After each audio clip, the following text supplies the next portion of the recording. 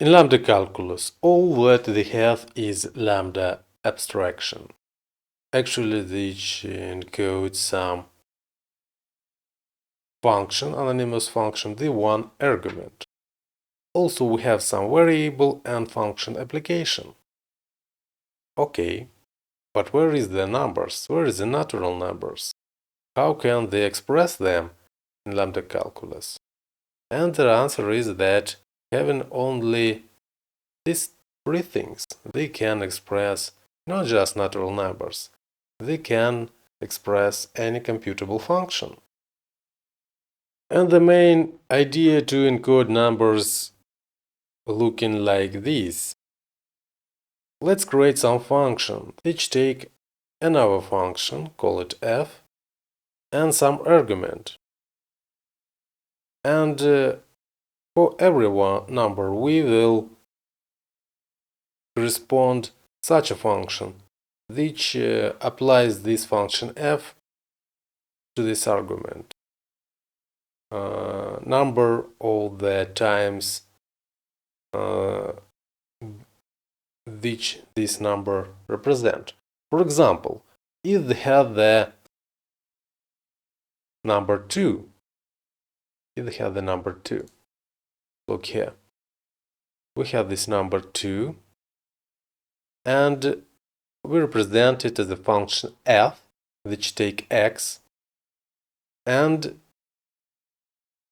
in its body it's do the application of this function f 2 times, and for free it's take 3 times application, and so on. For any natural number you can encode it in such thing.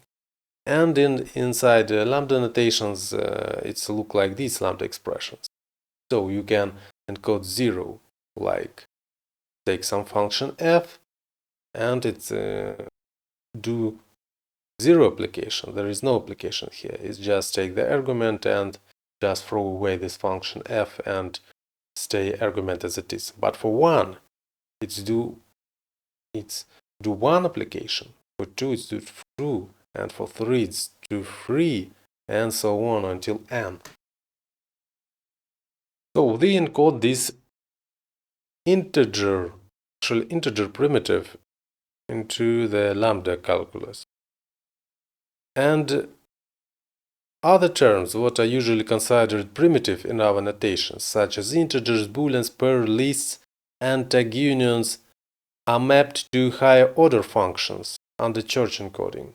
So actually they see that they represent number as a high order function, which takes some function and argument, and apply this function to this argument n times.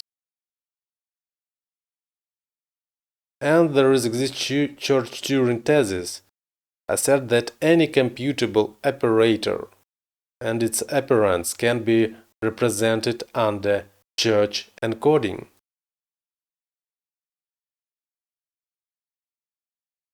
And in the untyped lambda calculus, the only primitive data type is the function. Having only, this is a minimalism, so having only one simple anonymous function of one argument, you can construct all other notions, all other types and functions, and their arguments. And this is a very deep and beautiful idea. Of course, there is some drawbacks of this encoding, and straightforward implementation of church encoding slows some access operations from big O1 to big O(n). The n is the size of the data structure. Actually, this is the size of the lambda expression which represent this data. And this thing makes church encoding impractical. And research has shown that this can be addressed by targeting optimization, but most functional programming languages instead expand their intermediate representation to contain algebraic data types.